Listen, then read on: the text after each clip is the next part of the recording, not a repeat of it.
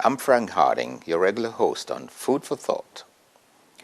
My reflection today is a glimpse into how we lose some of our heritage because of conflicts and parental choices in the use of our native languages, when or where they can be used, or if there is any need for them at all when we travel to settle somewhere.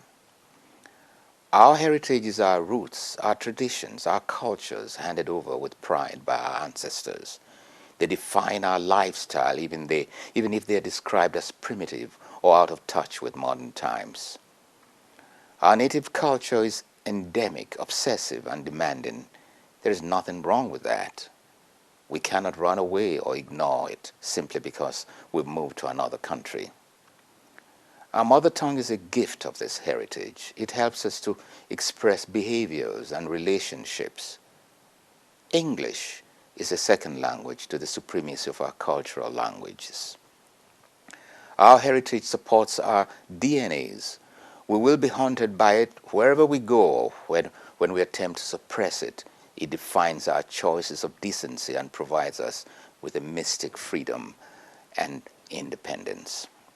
The saying goes that when you go to Rome, do as the Romans do.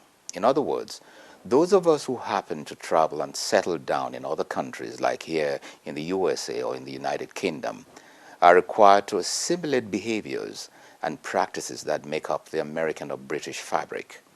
In doing so, some of our parents are deluded into thinking that speaking English all the time, even if we travel back home, makes us superior to our ancestral families.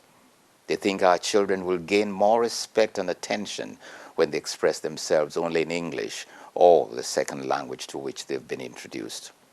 Even our names, such as mine, are tied to our colonial masters. I'm a victim of this ancestral suicide. I cannot make a speech infante my native tongue because my father insisted that all his children should be eloquent in English. Those were the demands of years gone past. They still exist. I get no joy in this lapse. It is wrong. And as I grew up, I broke away from this lingual trappings and forced myself to interact in the symbolisms that give us meaning to my cultural makeup, except that my name remains the same. My heritage name is Kofi, meaning a male born on a Friday, like Kofi Annan, the former Secretary General of the UN. It is of late that the name Kofi is being pronounced like the way it sounds, or it should. I never liked it. It's been pronounced as coffee, the beverage. Some African parents who either give birth to their children here or bring them over at tender ages are confused on how to balance the need to speak English with the need to mingle it with our birth language. The father speaks to his child in English while the mother chooses to speak the native language. The idea is to make the child never to forget his or her heritage when they go back home to visit their grandparents and family members. This is a good choice for many reasons. When parents ask their children never to speak their native language, they are establishing a pathetic gap in the growth of their children. These children in this group go back home and find themselves victims of ridicule and cultural ignorance.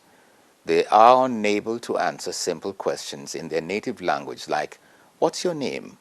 or "What would you like to eat?" Having been brainwashed, they wonder why we do not call other people by their first names. They refuse to understand that it's disrespectful to cross legs while speaking to their parents. They regard as primitive the use of our bare hands to eat. They see it fit to challenge the wisdom of older people with foul language in the name of rights. Of course, not all is bad with the cultures of other countries we visit and decide to call our second home. And not all is also bad in making our native cultures stay solid side by side with the second languages we are made to speak. There is a whole world of joy in speaking our native language alongside our borrowed ones. For instance, my native language allows me to wear the agbada from Nigeria or the kente from Ghana to places of interest, summer or winter, and actually share jokes that bring memories into laughter and joy. My native language is tied to my country's music and food and lifestyles. When spoken alongside English, it displays my dexterity and makes me ambidextrous. It gives me a feeling of home sweet home when I go visiting on holidays. It makes me a better teacher, warm and welcoming companion.